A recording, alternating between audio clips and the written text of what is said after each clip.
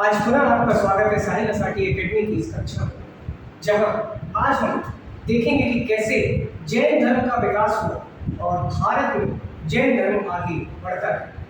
जैन धर्म के बारे में आपने बहुत कुछ पढ़ा होगा, सुना होगा। यहाँ आपके सामने मैं सरलतम रूप जैन धर्म की व्याख्या करने प्रस्तुत हुआ, जिससे आपके परीक्षा संबंधी प्रश्न और वो तमाम सवाल जो कंफ्यूजन पैदा करते हैं उसको हल किया जा सके।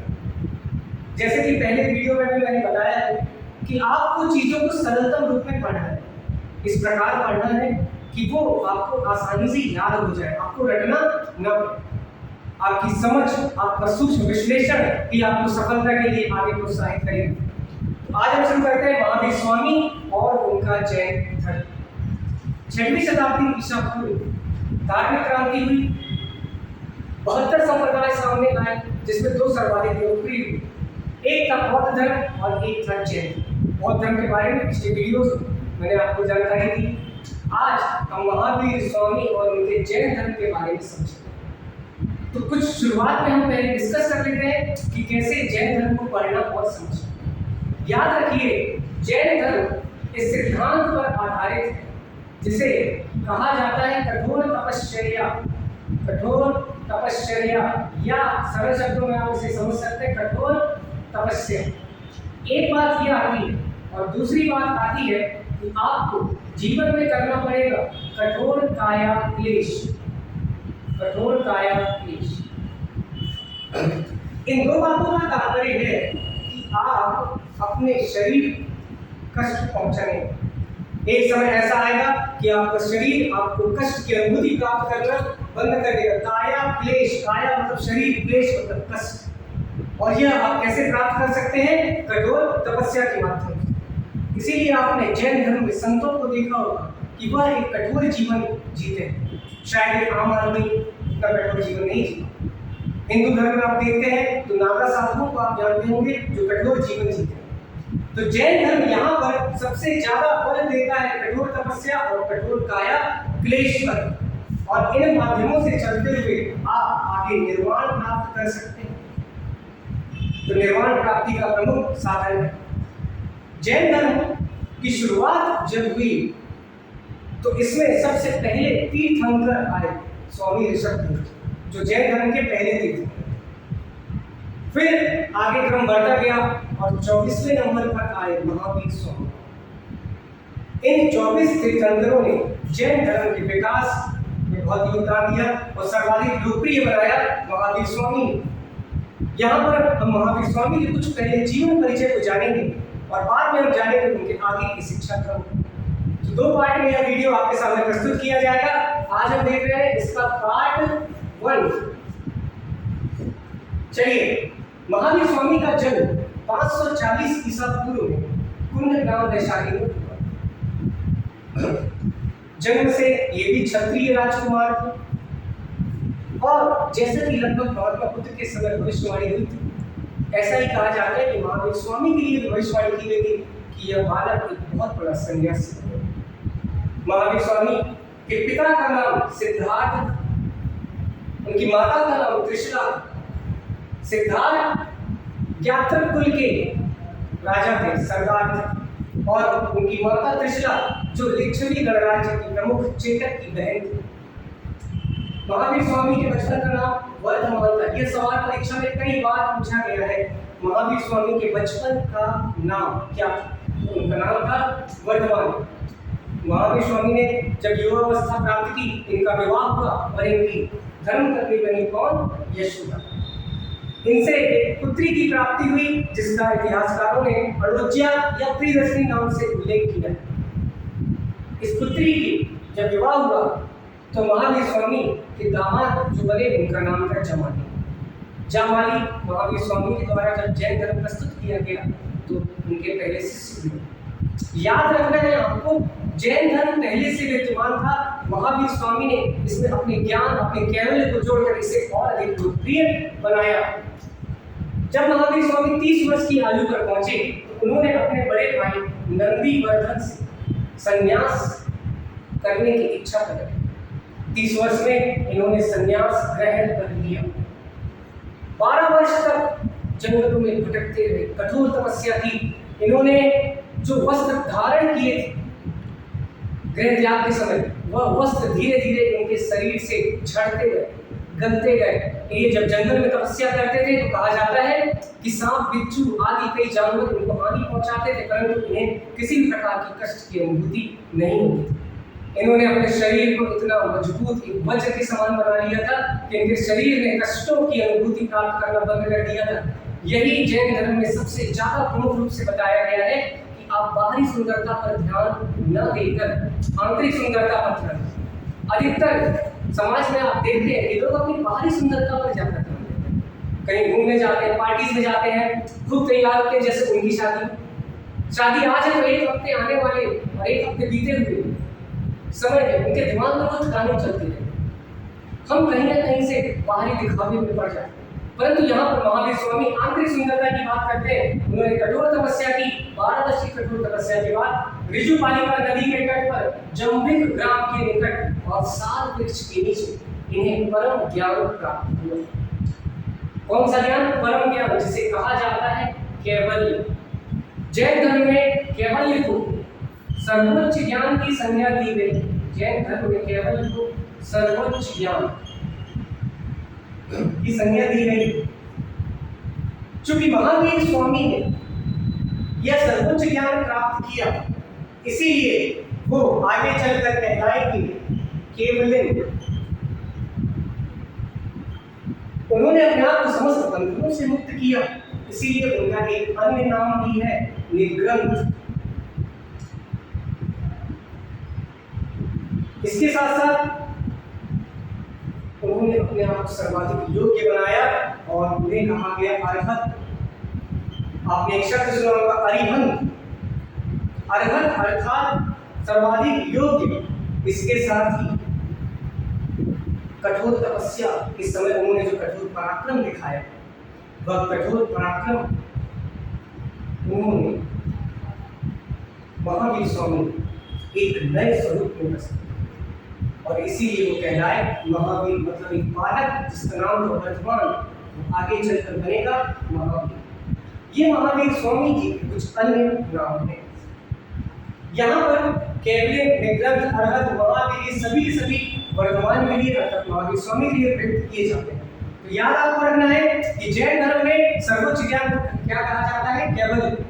और महावीर स्वामी कहलाए केवलिन। इसके अतिरिक्त जब हम देखते हैं कि तपस्या के बाद महावीर स्वामी ने अपना उपदेश प्रारंभ किया, तो प्रथम उपदेश उन्होंने विपुलांचल राजगिरी के समीप के स्थान पर दिया।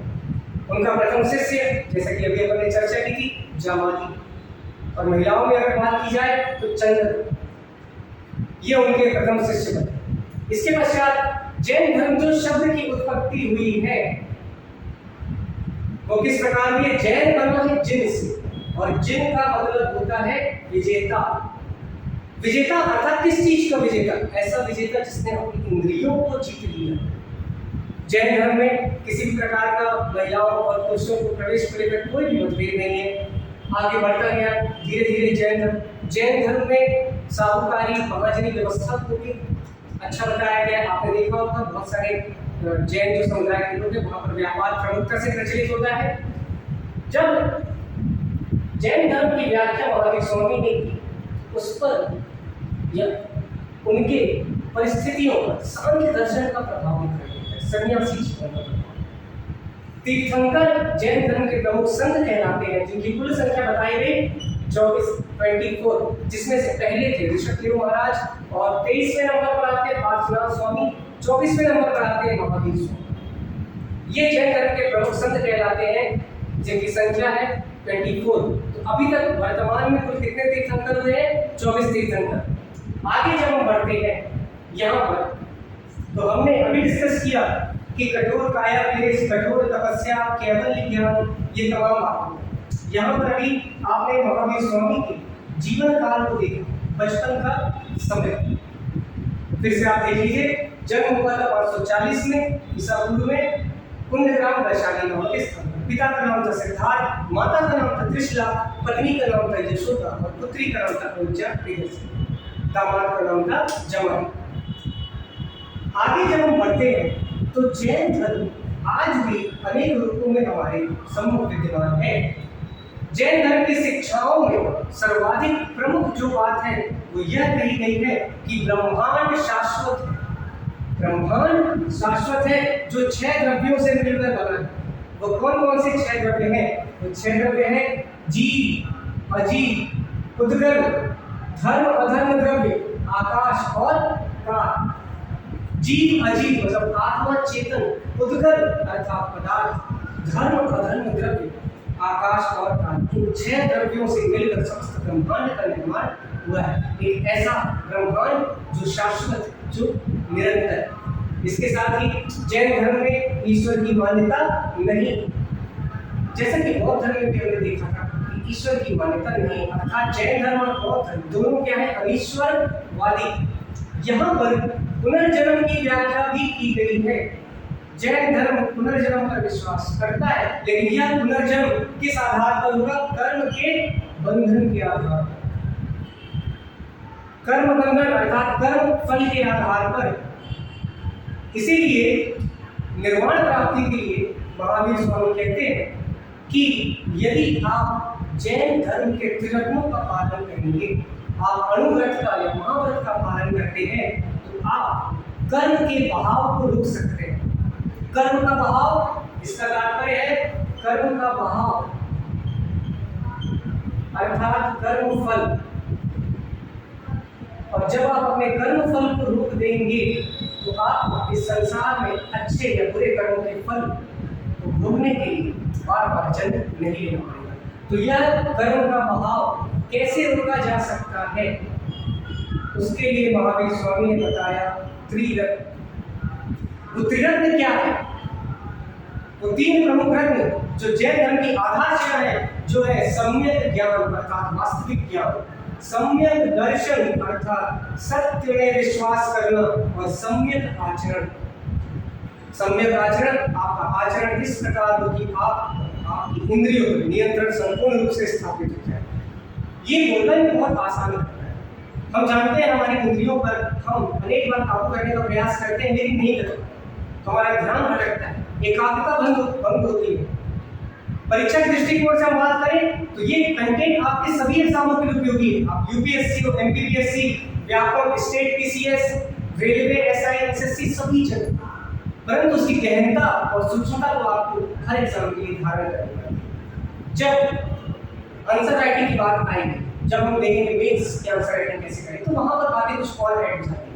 यहाँ पर ये बेसिक इंफॉर्मेशन है जिसको आपको समझना प्रत्येक विद्यार्थी के लिए अत्यंत आवश्यक होता है। तो त्रिरत्न के अंतर्गत 3 रत्न बताए गए हैं, ज्ञान, दर्शन और आचरण। इसके बाद हम आगे बढ़ते हैं। तो जैन धर्म में सबसे ज्यादा महत्वपूर्ण बल दिया गया है 5 महाव्रत। 5 महाव्रत जिन्हें सामान्य तौर पर अणुव्रत भी कहा जाता है। महाव्रत कब कहे जाएंगे? जब आप इनका कठोरता से पालन करेंगे। अणुव्रत कब कहे जाते हैं? जब आप इनका गृहस्थ जीवन में पालन करते हैं। 5 में से इनके नाम आप देंगे सत्य, अहिंसा, अस्तेय, अपरिग्रह और ब्रह्मचर्य। सत्य अर्थात सदैव सत्य बोलना, अहिंसा किसी जीव की हत्या न हो, अस्तेय का अर्थ होता है चोरी ना करना। जैन धर्म इस चीज को कठोरता से लागू करने का प्रयास करता है। चोरी ना करना ये भी जरूरी है, और चोरी ना करने का विचार ये भी जरूरी। आपके मन में कभी भी न किसी वस्तु को चुराने का विचार आए और न आप किसी वस्तु को चोरी करें। ये तमाम बातें आम जनता की जैन धर्म में बताई गई है। अपरिग्रह मतलब अधिक संपत्ति न अर्जित करना, अधिक संपत्ति रखने से महावीर स्वामी ने मना किया। आप जितना जरूरी हो उतना संपत्ति रखें। जन्म से संपत्ति आपको लोभ और लालसा में डाल सकती है। 5वां जो ब्रह्मचर्य है वो महावीर स्वामी ने इसमें जोड़ा। पहले 4 अणुव्रत हुआ करते थे, महावीर स्वामी ने 5वां जोड़ा ब्रह्मचर्य। ब्रह्मचर्य का पालन आवश्यक है क्योंकि आपकी आंतरिक ऊर्जा सुदृढ़ होती है, मजबूत होती है, सुनिश्चित होती है। तो इन 5 अणुव्रत का पालन करना बहुत जरूरी है। तो ये तमाम बातें जो है कि बेसिक इंफॉर्मेशन है जो परीक्षा के दृष्टिकोण से आपके लिए बेहद जरूरी है। अब इससे संबंधित अन्य बातें हम देखते हैं। यहाँ पर आप एक बार इसको रिवाइज कर सकते हैं। शिक्षाओं में फ्रीडम का ध्यान में रखना है, अनिश्वरवादी धर्म है, ईश्वर की मान्यता नहीं है, और 5 अनुगत। आपसे सवाल पूछा जाएगा जैन धर्म में कितने अनुगत हैं, तो आप बोलेंगे 5। फ्रीडम में कितने हैं, जैसा कि नाम से स्पष्ट है 3, सम्यक ज्ञान, सम्यक दर्शन, सम्यक आचरण। इस प्रकार अपने विचारों को आप लागू करिए, आप निर्माण की ओर अग्रसर। ऐसा विश्वास है जैन धर्म का। चलिए तो हम फिर से देखते हैं, कंटिन्यू करते हैं।